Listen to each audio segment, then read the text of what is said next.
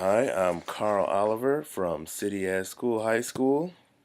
The most valuable thing I learned today was probably some of the lessons that I learned walking around.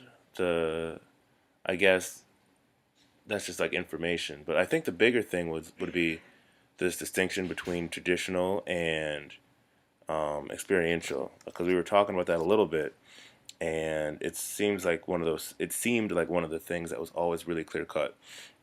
And I think after I sort of had my idea and I was debating with other people about their ideas, that maybe it's not something that's clear cut, which then makes me wonder, do I have an idea about it at all? So I guess what I learned is that, I'm wrong a lot of the times. I already knew that.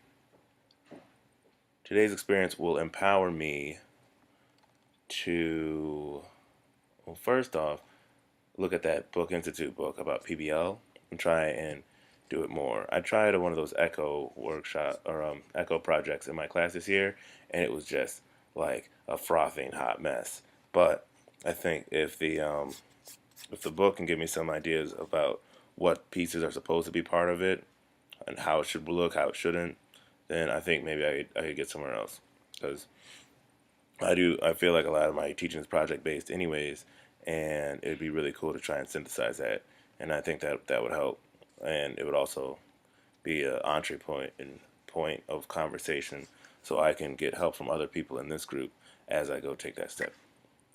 I would really like to reach out to that guy with with his website from Rucker, from Holcomb Rucker.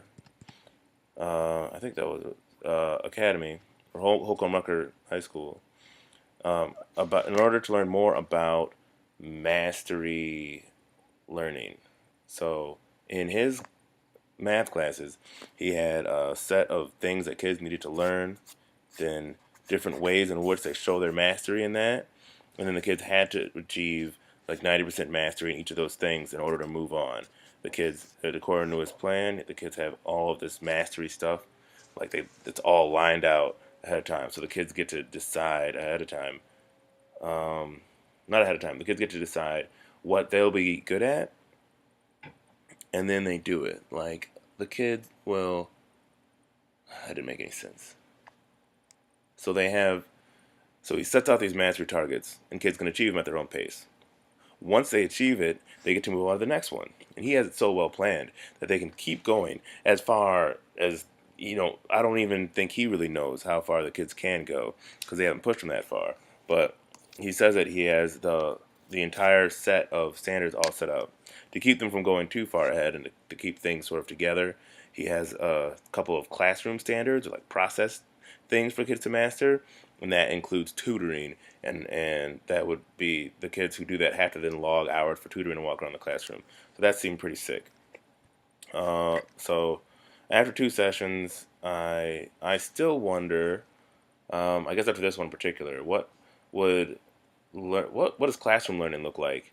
Because as experiential as experiences can be, classroom is an experience, and the learning that goes on there is significant. So how do you go about figuring out what should be going on in the classroom? Since you're there, you're gonna be in that. You can't always be out doing stuff.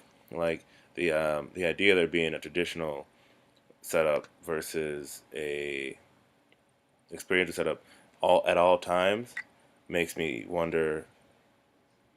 I don't know, that it means there's something false between those two. That maybe they're not.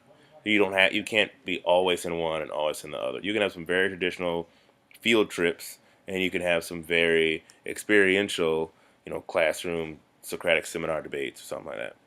So I would think that the words traditional and experiential get tossed around so much in education that they almost like aren't even defined, kind of like points and lines and geometry.